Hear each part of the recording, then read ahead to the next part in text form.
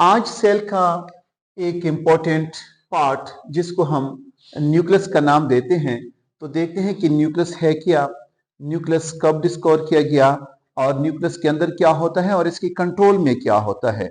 तो नोट कर लें कि जो न्यूक्लियस है सेल का, वी कॉल्ड इट कि it is considered as, nucleus का बता रहा हूं, इट इज कंसिडर्ड यानी इसको तस्वर किया जाता है, इट इज कंसिडर्ड एज, मुख्तलिफ बुक्स में आपको मुख्तलिफ वर्ड मिलेंगे, it is considered as what, brain और हार्ट ऑफ सेल। यानी कुछ लोग इसको सेल के यानी हार्ट का नाम देते हैं और इसको सेल का ब्रेन भी कहा जाता है। क्यों? बिकॉज न्यूक्लियस वाहिद वो हिस्सा है जो कंट्रोल करता है ऑल इट्स वाइटल फंक्शन को। अगर हम गौर कर लें, एसएलओज में क्वेश्चन दिया जा सकता है कि why nucleus is considered as what, brain of cell. तो बिकॉज में हम रीजन सिंपल लिख सकते हैं, because it controls what, all the vital functions, जितनी भी अहम फंक्शन हैं या अफआल हैं, फंक्शंस हैं, इन सब फंक्शंस को कंट्रोल करता है कौन? न्यूक्लियस। तो यहां पे आप लोग देख रहे हो बिकॉज इट कंट्रोल, इट से मुराद न्यूक्लियस कंट्रोल कर लेता है। अब क्वेश्चन है कि न्यूक्लियस कब कैसे दरियाफ्त हुआ। तो सेल थ्योरी में, हिस्ट्री में मैंने आप लोगों को लिखा था कि न्यूक्लियस जो है इसको दरियाफ्त किसने किया था शाबाश? रॉबर्ट ब्राउन ने। और रॉबर्ट ब्राउन ने इसको दरियाफ्त किया in cell of, we called them in cell of orchid. कुछ लोग इसको ऑर्किड, कुछ लोग इसको ऑर्चिड पढ़ते हैं, लेकिन नो मैटर। रॉबर्ट ब्राउन ने 1831, बाज बुक आपको मिलेंगे जिसमें 1833 का डेट लिखा होगा, तो एनीवे 31 या 33 में न्यूक्लियस की डिस्कवरी मुमकिन हो गई। किसमें न्यूक्लियस की डिस्कवरी की गई है? ऑर्किड, जो एक फ्लावर है। क्या है शाबाश? एक फ्लावर है, सालबे मिस्री कहते हैं इसको। अच्छा, नेक्स्ट टू दिस, न्यूक्लियस के शेप के हवाले से अगर देखा जाए तो न्यूक्लियस जो है शेप के लेवल पे अगर हम बात करना चाहें तो शेप के लेवल पे मे बी राउंड, ज्यादातर सेल में न्यूक्लियस गोल होते हैं और मे बी ओवल शेप की भी होते हैं। इवन कि इनके अलावा भी कुछ शेप्स होते हैं, लेकिन ज्यादातर सेल्स में न्यूक्लियस जो देखे गए हैं उनके शेप के लेवल पे या उनका राउंड शेप देखा गया है या उनका ओवल शेप। अगर हम न्यूक्लियस का लोकेशन देखना चाहें तो न्यूक्लियस, अगर हम बात करें एनिमल सेल का, तो you can write here, nucleus के लिए लिखते हैं इट इज लोकेटेड, ये लोकेट करती है, इनका लोकेशन है in the center of, in the center of animal cell. अगर हम एक एनिमल सेल को देखें, किसके शाबाश, किसको? एक एनिमल सेल को देखें तो एनिमल सेल में न्यूक्लियस हमें सेंटर में मिलेगा। और ना सिर्फ एनिमल सेल में, you can write here and in young plant cell. अगर हम प्लांट सेल को देखें, लेकिन शर्त क्या है? अगर वो यंग हो तो यंग प्लांट सेल में भी सेंटर में होता है और एनिमल सेल में ये ऑलरेडी सेंट्रलाइज है, यानी सेंटर में है। अच्छा, अगर हम मैच्योर प्लांट को देखें, and in mature plant cells it lies, it से मुराद न्यूक्लियस, यानी पड़ा रहता है टूवर्ड्स, यानी की तरफ, टूवर्ड्स द सेल मेम्ब्रेन। अगर हम एक प्लांट सेल को देखें तो कहां पे लोकेट करता है शाबाश? Towards the cell membrane. Diagrammatically बताऊंगा कि कैसे, यहां पे रीजन बताएंगे बिकॉज ऑफ मेन वजह presence of large central vacuole, presence of large central vacuole, यानी काफी बड़ा वैक्यूल होता है उनमें जो सेंटर में है, और single because of large vacuole, इस लार्ज वैक्यूल की वजह से न्यूक्लियस को साइड पे धकेल दिया गया है। यहां पे देखिए, suppose this is the cell और ये है इनका साइटोप्लाज्मिक पोर्शन, और दरमियान में ड्रॉ करता हूं, suppose this is the nucleus. अगर ये एनिमल सेल है तो this will be the cell membrane. अगर अंदर जो मैंने ड्रॉ किया दिस इज द न्यूक्लियस।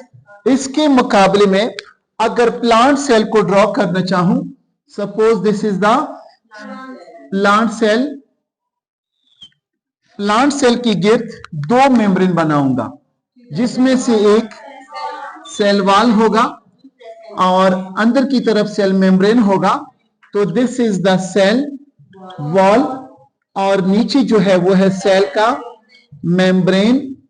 और इनके अंदर अगर देखा जाए तो काफी बड़े साइज का एक वैक्यूल होता है। क्या होता है शाबाश?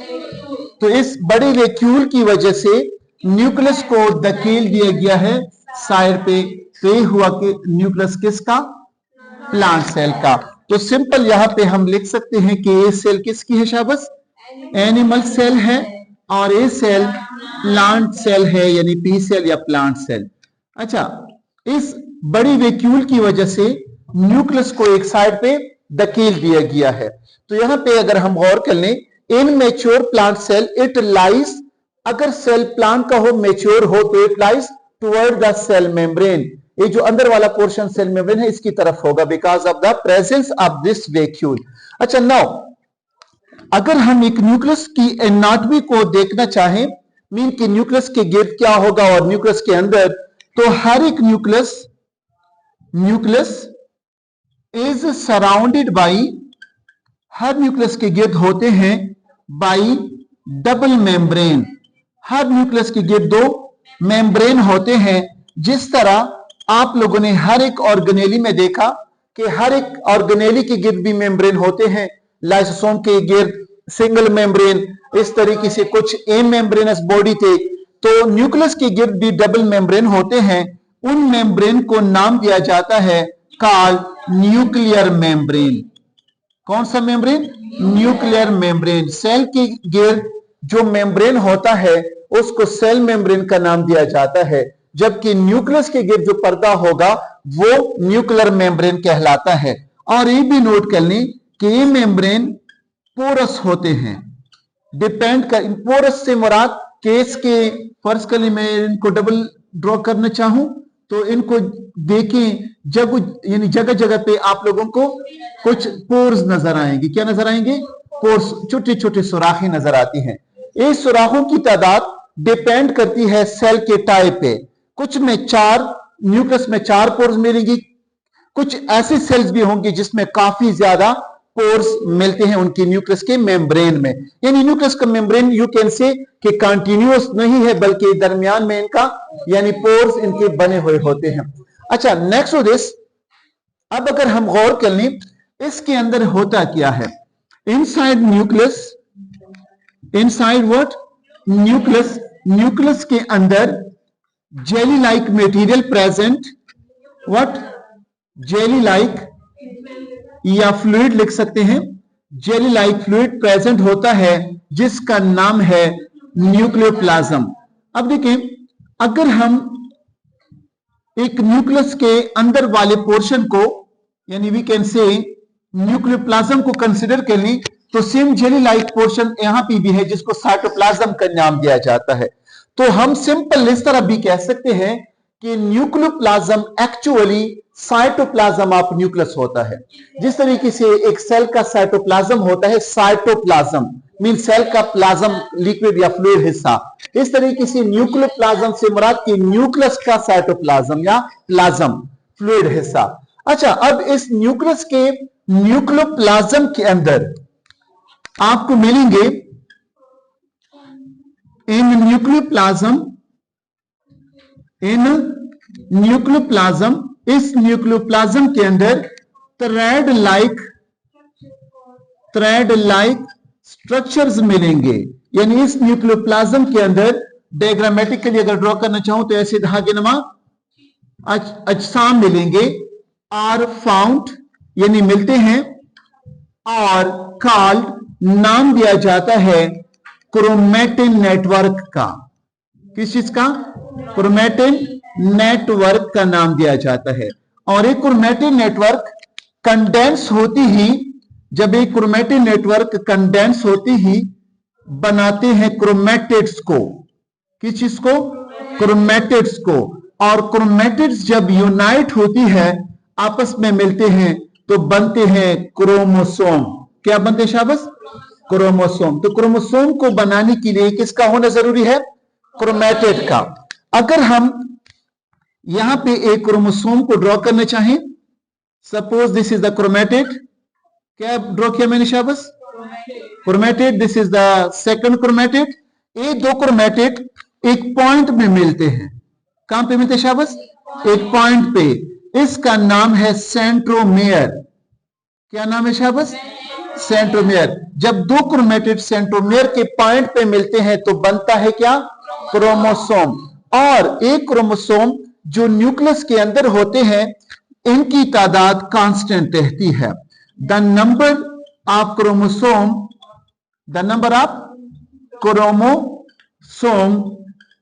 Remains constant. इनकी तादाद कांस्टेंट रहती है। कहां पे? Race to race. अगर हम नस्ल दर नस्ल देखते जाएं तो क्रोमोसोम की तादाद क्या रहती है शाबाश? कांस्टेंट रहती है। यानी जेनरेशन टू जेनरेशन कांस्टेंट है।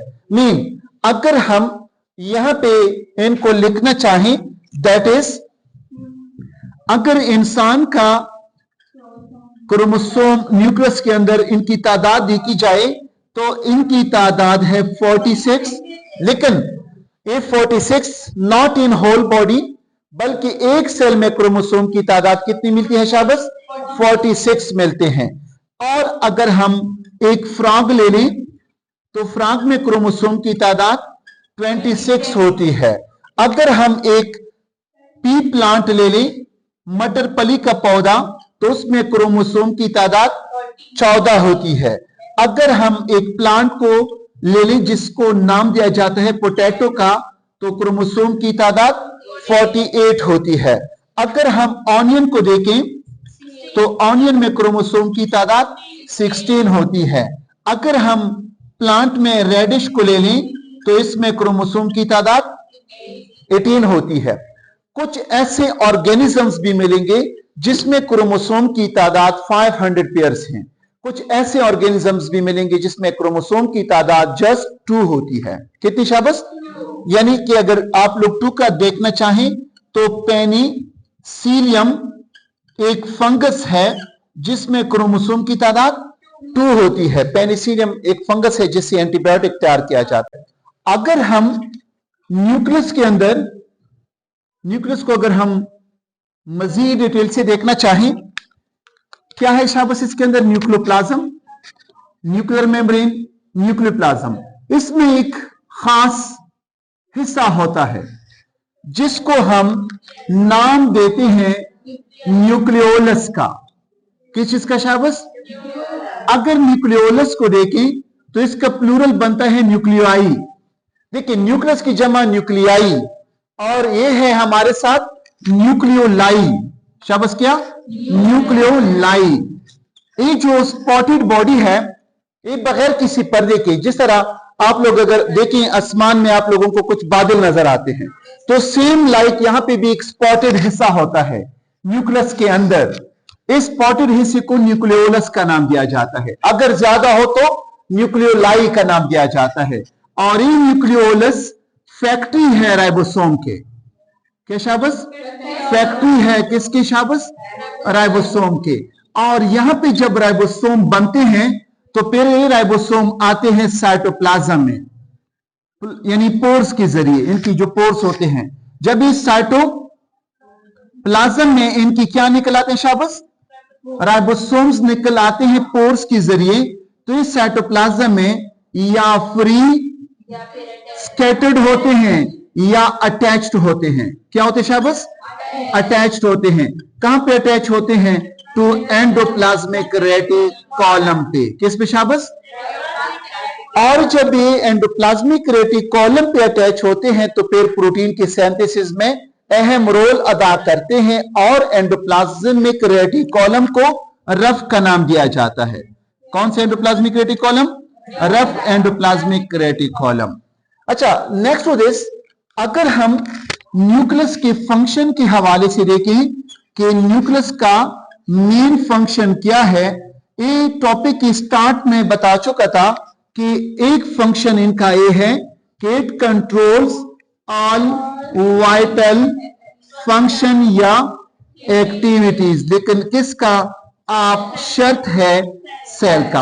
यानी सेल के अंदर जितनी भी मेटाबॉलिक एक्टिविटीज हैं या इवन के कुछ जेनेटिक एक्टिविटीज हैं, सारे एक्टिविटीज अंडर कंट्रोल है किसके? न्यूक्लियस के।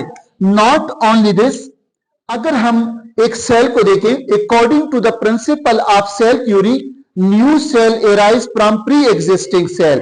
जब एक सेल से पहले से मौजूदा सेल से नेक्स्ट सेल बनती है तो सबसे पहले इनका न्यूक्लियस डिवाइड होता है। तो इसलिए हम कह सकते हैं कि also helps in cell division. किसमें शाबाश? सेल डिवीजन में भी इनका रोल है। माइटोसिस और मियोसिस में इनका अहम रोल है। नॉट ओनली दिस, आप लोगों ने देखा कि सेल के अंदर न्यूक्लियस, न्यूक्लियस के अंदर न्यूक्लियोप्लाज्म, न्यूक्लियोप्लाज्म के अंदर क्रोमोसोम। एक क्रोमोसोम हमारे जेनेटिक या हमारे इनहेरिटेंस के मजीद यूनिट्स होते हैं इनमें, जिनको हम जीन्स का नाम देते हैं। तो यू कैन से कि आल्सो हेल्प्स इन ट्रांसमिशन यानी करने में। किसके ट्रांसमिशन में? आप hereditary character, no hereditary characters लिखेंगे। इनके अंदर जो क्रोमोसोम्स होते हैं, we call them the hereditary material. यही हेरिडिटरी मटेरियल जब वालिदैन से बच्चों में मुंतकिल होते हैं, जो कैरेक्टर्स मुंतकिल होंगे उनको नाम दिया जाता है हेरिडिटरी कैरेक्टर। कौन से कैरेक्टर्स? हेरिडिटरी कैरेक्टर्स, यानी जो मौरूसी खूबियां हैं। फर्ज कर लें आपके IQ, आपकी स्किन कलर, आपका आई स्ट्रक्चर, आपका हाइट वगैरह, ये सारा कंट्रोल किसके साथ है? क्रोमोसोम। क्रोमोसोम में किसके पास? शाबाश, DNA के ऊपर आप लोगों ने सुना होगा जीन्स होते हैं। जीन्स DNA का एक स्मॉल सेगमेंट कहा जाता है। और इन क्रोमोसोम को क्रोमोसोमिन, कलर्ड बॉडीज का नाम दिया जाता है। क्रोमो से मुराद कलर्ड और सोमा से मुराद बॉडी। तो न्यूक्लियस के अंदर कुछ कलर्ड बॉडीज, जो साइंटिस्ट वर्ड जो कॉइन किया है वो है वॉलडेयर। तो वॉलडेयर ने कहा कि न्यूक्लियस के अंदर कुछ कलर्ड बॉडीज है, तो इसने नाम रखा क्रोमोसोम का। तो अच्छा जी, नेक्स्ट टॉपिक, साइटोप्लाज्मिक ऑर्गेनेली में या सेलुलर ऑर्गेनेली में हमारे पास वो है वैक्यूल। अगर हम वैक्यूल को देखें तो वैक्यूल एक सैक लाइक स्ट्रक्चर रखता है, यानी टेलिनुमा स्ट्रक्चर है, sac like. Vacuole are sac like structures. Cell के अंदर कुछ टेलिनुमा अशकाल होते हैं। सेल के अंदर कुछ टेलिनुमा अशकाल होते हैं, और ये जो टेलिनुमा अशकाल हैं ये खाली नहीं होते बल्कि फिल्ड होते हैं। किस चीज से? एक नाम देते हैं field by shape. Majority vacuole में सेप होता है। सेप कैसे कहते हैं? अगर हम प्लांट की बात कर लें तो सेप इज द सोल्यूशन। ये क्या है शाबाश? सोल्यूशन है आप शुगर प्लस साल्ट। किसका सोल्यूशन? शुगर और साल्ट का। अब क्वेश्चन ये है कि प्लांट सेल में शुगर कहां से आता है? तो शुगर से मुराद वो ग्लूकोज जो इसने फोटोसिंथेसिस के दौरान तैयार किया। साल्ट से मुराद वो साल्ट जो सॉइल से by the help of root इन्होंने एब्जॉर्ब किया। तो इनका एक सोल्यूशन बनता है। ऐसे सोल्यूशन को नाम दिया जाता है सैक का। यानी यू कैन राइट हियर कि सैक लाइक स्ट्रक्चर है, इसमें कुछ फ्लूइड किस्म के सब्सटेंसेस होते हैं। अगर हम वैक्यूल को देखें कि प्लांट सेल में वैक्यूल आया होता ही नहीं होता, ऑफ कोर्स प्लांट सेल में भी आपको वैक्यूल मिलेगा। अगर हम यहां पे डायग्राम की तरफ आ जाएं तो आप लोगों को प्लांट सेल में, क्योंकि बिकॉज इसका सेल वॉल है तो इसलिए हम इसको प्लांट सेल लेंगे, इसमें सेंटर में एक लार्ज वैक्यूल होता है। तो plant cell have only single लेकिन लार्ज और सेंट्रल मीन मुकम्मल सेंट्रल पोजीशन इसने ऑक्युपाई किया है, और लिखेंगे क्या शाबस, वैक्यूल। तो प्लांट सेल में सिंगल लार्ज सेंट्रल वैक्यूल होता है। शर्त यह है कि अगर प्लांट सेल क्या हो शाबस, मैच्योर प्लांट सेल हो। कौन सा शाबस, मैच्योर प्लांट सेल हो। अगर प्लांट सेल मैच्योर हो तो उसमें जस्ट एक वैक्यूल होगा, और एक वैक्यूल स्मॉल वैक्यूल के मिलने से एक बनेगा, स्मॉल वैक्यूल के मिलने से एक ही बनता है। अगर हम एनिमल सेल को देखें, किसको, एनिमल सेल को देखें और प्लस इमेच्योर प्लांट सेल को देखें, प्लांट का वो सेल जो अभी तक मैच्योर ना हुआ हो, इमेच्योर कौन सा सेल, प्लांट सेल, तो इसमें वैक्यूल हैव मोर वैक्यूल्स, लेकिन मोर के साथ साथ साइज में स्मॉल भी होते हैं। क्या होते हैं शाबाश, मोर एंड स्मॉल वैक्यूल्स होते हैं। अच्छा, अगर हम देखें एनिमल्स में ये जो वैक्यूल होते हैं इनकी तकसीम कुछ यूं है। कुछ वैक्यूल को नाम दिया जाता है फूड वैक्यूल का, और कुछ वैक्यूल कहते हैं या कहलाते हैं व्हाट, कॉन्ट्रैक्टाइल वैक्यूल। कौन सा वैक्यूल शाबाश, कॉन्ट्रैक्टाइल वैक्यूल। तो कुछ वैक्यूल फूड कंटेनिंग है और फूड डाइजेस्टिंग है, और कुछ वैक्यूल यूज करते हैं एक्सक्रीशन के लिए। तो जो वैक्यूल फूड स्टोर करने के लिए यूज होते हैं और खुराक को डाइजेस्ट करने के लिए यूज होते हैं, तो उनको फूड वैक्यूल का नाम दिया जाता है। जबकि अगर हम देखें कॉन्ट्रैक्टाइल वैक्यूल, ये ऐसे वैक्यूल हैं जो जिस्म से फजूल मादों को एक्सक्रीशन के लिए यूज किए जाते हैं। अब गौर से देखें, अगर हम यहां पे देखें तो this is the what, vacuole, single vacuole है। अगर हम एनिमल सेल को देखें तो एनिमल सेल में आपको काफी स्मॉल साइज के वैक्यूल मिलेंगे, जिसमें फूड होगा उसको नाम दिया जाएगा food vacuole. In case of unicellular animal या ऑर्गेनिज्म एमेबा, उसमें आपको मिलेगा कॉन्ट्रैक्टाइल वैक्यूल। कौन से वैक्यूल, कॉन्ट्रैक्टाइल। और एक कॉन्ट्रैक्टाइल वैक्यूल का फंक्शन क्या है शाबाश, जिस्म से फजूल मादों को एक्सक्रीट करना, निकालना। अब देखें, अगर हम कॉम्प्लेक्स ऑर्गेनिज्म को देखें, ये वैक्यूल हमारे सेल में इनका होना जरूरी नहीं, बिकॉज हम कॉम्प्लेक्स हैं, हम डाइजेस्टिव सिस्टम के जरिए फूड डाइजेस्ट करते हैं। लिटिल बिट फूड स्टोर करने के लिए स्टमक होता है, और फिर लॉन्ग टर्म के लिए हम मसल में ग्लाइकोजन की शक्ल में स्टोर करते हैं। अगर सेल एक यूनिसेलुलर ऑर्गेनिज्म हो तो अपने लिए खुराक भी फूड में स्टोर कर लेते हैं इन वैक्यूल में, और यहां पे डाइजेस्ट भी करते हैं। अब हम एक्सक्रीशन के लिए मेन ऑर्गन किडनी यूज करते हैं, जिससे वेस्ट को, नाइट्रोजनस वेस्ट को रिमूव करते हैं। तो इस तरीके से सेल के अंदर, फर्ज कर लें एमेबा है, तो एमेबा के अंदर वेस्ट बन सकते हैं, मेटाबॉलिक वेस्ट। उन मेटाबॉलिक वेस्ट को क्या इस्तेमाल करते हैं, कॉन्ट्रैक्टाइल वैक्यूल, ताकि जिस्म से क्या हो शाबाश, खारिज हो। अच्छा, यहां पे एक अहम पॉइंट, अगर हम देखें ये जो सैक लाइक स्ट्रक्चर जिसको मैंने कहा वैक्यूल, ये भी सिंगल मेम्ब्रेन में बंद होते हैं।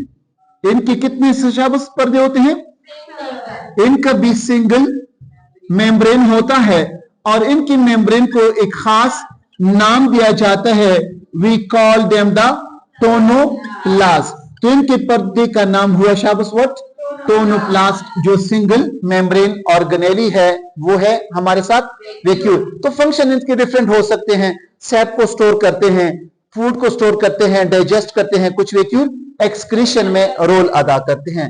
तो this was all about the vacuole. Plant cell में सिंगल और एनिमल में सेल में काफी ज्यादा साइज में काफी छोटे होते हैं।